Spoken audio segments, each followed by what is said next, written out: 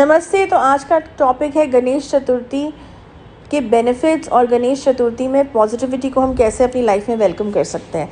तो ये मैं जो टॉपिक हूँ इसके बारे में मैं इसलिए बना रही हूँ कि बहुत से लोगों ने ये लिखा है टीम को और पूछते ही रहते हैं टाइम अगेन कि अगर हमारे पास ज़्यादा रिसोर्सेज नहीं है या अगर हमें पूजा का टाइम नहीं है या हमें विधि विधान नहीं पता ढंग से कैसे करना है अपने घर में, तो हम स्टिल गणेश चतुर्थी के दिनों में कैसे अपने चारों तरफ पॉजिटिविटी को इंक्रीज़ कर सकते हैं या पॉजिटिविटी को वेलकम कर सकते हैं। क्या इसके कोई टिप्स हैं या ऐसा कुछ हो सकता है? तो गुरु दीदी को बताएं कि हमको इस चीज़ के बारे में बताएं। तो यही रीज़न है कि मैं ये एक ऑडियो बना रही हूँ आज।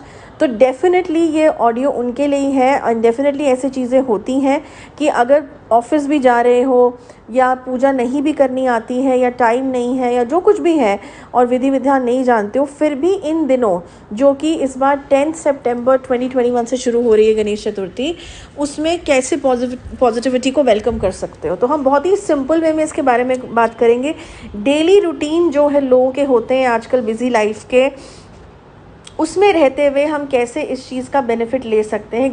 गणेश चतुर्थी का जो टाइम है, जो टाइम स्लॉट है, हम उसके बारे में बात कर रहे हैं। हम पूजा के बारे में बात नहीं करेंगे। हम वो जो एक समय होता है, एक नक्षत्र बनता है, एक योग बनता है, एक टाइमिंग बनता है, जिस समय गणेश चतुर्थी आ रही है, वो जो ऑस्पिशियस टाइम है उसका हम मैक्सिमम अपनी तरफ यूटिलाइजेशन कैसे कर सकते हैं, अपनी डेली लाइफ में उसको बेनिफिट कैसे बना सकते हैं, ये आज का टॉपिक है। तो कंफ्यूज मत हो ना कि दीदी ने गणेश चतुर्थी की पूजा के बारे में तो कुछ बताया नहीं। ये ऑडियो या वीडियो पूजा के बारे में नहीं है, ये उस टाइम को कैच करने के बारे में है, उस बेनिफिट को कैच करने के टाइम पे है जो इस दौरान, इन 10 दिनों के दौरान हमारे चारों तरफ रहता है गणेश जी की कृपा से। उसको हम, उस फ्रीक्वेंसी को हमने कैसे कैच करना है, उस पॉजिटिविटी को हमने कैसे अपनी तरफ लाना है, तो इस बारे में वीडियो है। तो पहले तो जैसे हमेशा से मैं कहती हूँ, सफाई, जहाँ रह रहे हो घर की सफाई और अपने मन की सफाई, अपने अंदर की सफाई, ये 2 सफाइयाँ बहुत इम्पॉर्टेंट है। इन 2 सफाइयों के बिना ना कोई पूजा पूरी होती है, ना कोई इच्छा पूरी हो सकती है, ना कोई काम बन सकता है। ये हमेशा ध्यान रखना। काम बनेंगे भी तो टेम्प्रेरी बनेंगे, उसके बाद ख़त्म हो जाएंगे, टूट जाएंगे। परमानेंट अगर काम किसी को अपने बनाने हैं तो ये 2 चीज़ें जो क्लीनिनेस है मन की और बाहर की, वो करनी बहुत ज़रूरी है। घर की क्लीनिनेस का तो मैं बता दूँ, हमेशा मैं बोलती हूँ, कुछ भी नहीं हो घर में तो नमक तो हर किचन में होता ही है। नमक के पोंछे लगा लो पूरे घर में। नमक से अगर तुम्हारे पैनल्स वगैरह दीवार पे लगे हैं तो दीवार पे भी नमक के से सफाई कर दो। अगर पेंट हो रखा है तो वो अलग बात है, ठीक है ना। टेरेस को साफ़ रखो अपनी, बहुत अगर जिनके घर में टेरेस है उनको खास साफ़ रखो। मैंने देखा है लोग घर तो साफ़ रख लेते हैं लेकिन बाथरूम्स और टेरेस, ये 2 चीज़ें हैं जो साफ़ नहीं रखती हैं। बाथरूम्स को भी साफ़ रखना बहुत ज़्यादा ज़रूरी है क्योंकि सारी नेगेटिव एनर्जी जो है वो ड्रेनेज और इसके थ्रू ही जो है उत्पन्न होती हैं और मैक्सिमम वहीं जाके ज़्यादा वास करती हैं। तो हमेशा डीप क्लीनिंग बाथरूम्स की, डीप क्लीनिंग अपने घरों की, शीशों की, जो शीशे हैं घर में, शो पीसेज हैं, ग्लासेस हैं, विंडोज़ हैं, ये सब साफ़ रहने चाहिए क्योंकि यहीं से वेंटिलेशन है।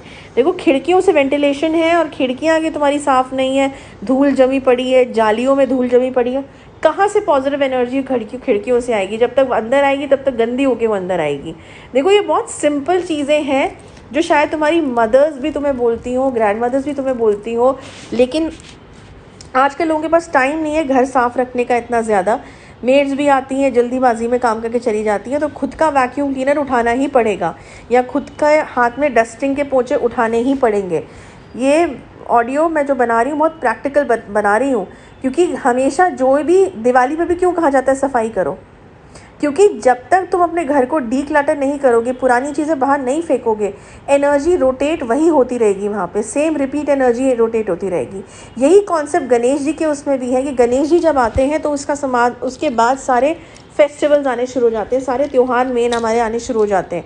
तो ये इंडिकेशन है यूनिवर्स का कि अब अपने घर से सफाई करनी शुरू कर दो। अभी भी अगर नहीं करी, वैसे तो रोज़ होनी चाहिए लेकिन अब करनी शुरू कर दो ताकि पॉजिटिव एनर्जी का आना जो है वो शुरू हो जाए।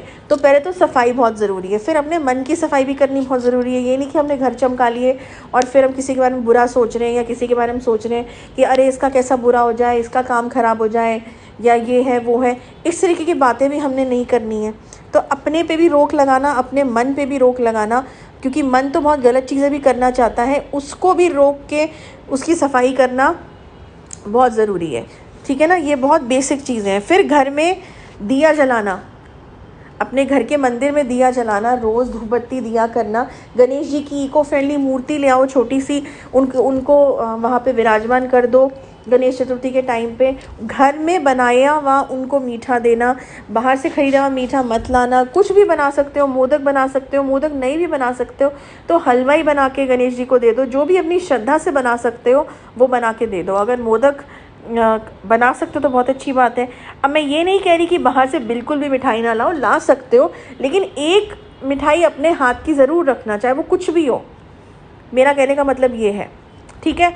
फिर चीनी जो होती है, दूध होता है और चावल होते हैं या राशन का जो भी थोड़ा बहुत सामान होता है, तो ये मंदिर में जाके जो है पंडित जी को दे सकते हैं, दान कर सकते हैं। इवन जो जानवर हैं उनके लिए कुछ अच्छा खाना बना के उनको देना या उनके लिए डोनेट करना, उनकी अगर किसी को चोट लगी है या किसी को बीमारी है उसके लिए पैसे देना, ये सारी चीज़ें जो हैं ये पॉजिटिविटी ही लाती हैं।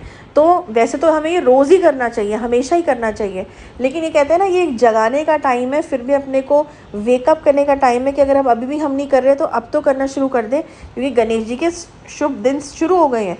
लेकिन सिर्फ हम पूजा करते रहें और जानवरों को तंग करते रहें, किसी और को तंग करते रहें, किसी के साथ फ्रॉड करते रहें, तो वो तो गणेश जी की कभी पूजा सफल होगी नहीं। मैं ये प्रैक्टिकली चीज़ें बता रही हूँ।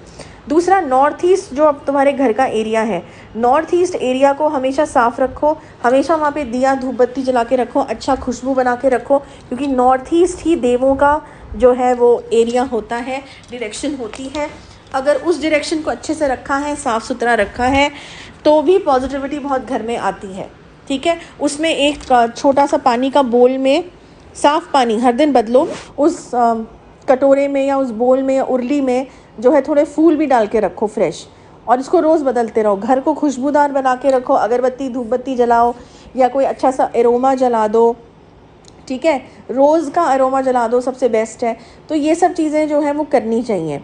अच्छा, दूसरी बात, कुछ लोग जो होते हैं जो अपने नए किसी काम को करने की शुरुआत करना चाह रहे हैं, तो गणेश जी का ये जो समय है वो बहुत अच्छा और शुभ माना जाता है कि नया काम, नया बिजनेस, नई जॉब या कुछ भी नया कॉन्ट्रैक्ट, कुछ भी सोच रहे हैं। इवन अगर कोई सेरेमनी करना चाहते हैं या लड़का देखना चाह रहे हैं, लड़की देखना चाह रहे हैं, शादी के प्रॉस्पेक्ट शुरू करना चाह रहे हैं, तो ये समय उसके लिए भी, हंटिंग के लिए बहुत अच्छा है, शुभ है। ठीक है। या जिन लोगों के कुछ काम रुके हुए हैं बहुत ज़्यादा और वो अभी तक कोशिश कर रहे थे कि अरे हम इस प्रॉब्लम से निकल जाए, हमें कहीं से मदद मिल जाए, तो गिव अप मत करना। ये जो समय है गणेश चतुर्थी का 10 दिन, इसमें ज़रूर कोशिश करना और जी जान से कोशिश करना, क्योंकि इसमें अपने आप ही इतनी पॉजिटिविटी अराउंड होती है हमारी। अगर हम कैच कर सकें और हम उनका ध्यान करें, उन एनर्जी का, गणेश जी की एनर्जी का ध्यान करें, पॉजिटिव एनर्जी का ध्यान करें, तो हमें मदद ज़रूर मिलेगी, हमारा रास्ता कोई ना कोई ज़रूर खुलेगा, लेकिन सच्चे मन से करने की बात है। ठीक है ना। तो ये कुछ जो हैं ये टिप्स हैं जो मैंने बताई हैं गणेश चतुर्थी के लिए। बाकी पूजा विधि विधान के लिए तो यूट्यूब भरा हुआ है, क्योंकि हर कोई मोस्टली एस्ट्रोलॉजर यही बताएंगे कैसे स्थापना करें, कैसे वो करें, वो सब ठीक है, वो करना, लेकिन अगर वो सब नहीं भी कर सकते हो तो ये बहुत ज़रूरी है। और अगर वो पूजा विधि विधान करोगे और ये सब नहीं करोगे, लोगों को तंग करते रहोगे, जानवरों को तंग करते रहोगे, किसी का हक मारते रहोगे, बुरा सोचते रहोगे, घर में सफाई नहीं रखोगे, तो फिर ऐसी पूजा कभी सफल भी नहीं होगी, ये भी ध्यान रखना। ओके। तो welcome positivity in Ganesh Chaturthi का मतलब यही है कि वैसे तो हमें हमेशा ही करना है, लेकिन कम से कम अभी तक नहीं करा तो अभी से शुरुआत कर दो। जैसे कहते हैं ना, गणेश जी से हर शुभ चीज़ की शुरुआत होती है, तो अपने जीवन में भी किसी अच्छे चीज़ की शुरुआत अगर अभी तक नहीं करी है तो अभी से कर दो, उनके दिनों से ही कर दो। ये बेसिकली एनर्जीज़ हैं जो बताती हैं, अलग अलग रूप लेके उनके अलग अलग काम हैं, उन एनर्जीज़ के अलग अलग फ्रीक्वेंसीज़ हैं जो बताती हैं हमें कि हमें उस समय पे क्या करना चाहिए। वो हमारी लाइफ से रिलेटेड होता है सारा। ठीक है। सिर्फ हम मेडिटेशन करने बैठ जाएं, हम सिर्फ पूजा करने बैठ जाएं और हमारे खुद के कुकर्म चल रहे हैं, तो कभी कुछ सफल नहीं हो सकता, ये ध्यान रखना। ये सब सिखाने के लिए एनर्जीज़ बनाई गई हैं, उनका रूप बनाया गया है भगवानों का, ताकि हमें जल्दी समझ में आए। तो गणेश जी जब आते हैं सब शुभ काम होते हैं, उनकी पूजा सबसे पहले होती है। तो कहने का मतलब क्या है कि जब तक बेसिक चीज़ नहीं करोगे तब तक आगे चीज़ कभी सफल नहीं हो सकती। तो बेस को स्ट्रॉन्ग बनाना है। ठीक है, तो बस इस ऑडियो में इतना ही। नेक्स्ट वीक अनदर मैं ऑडियो या वीडियो लेके आऊँगी। Till then good bye.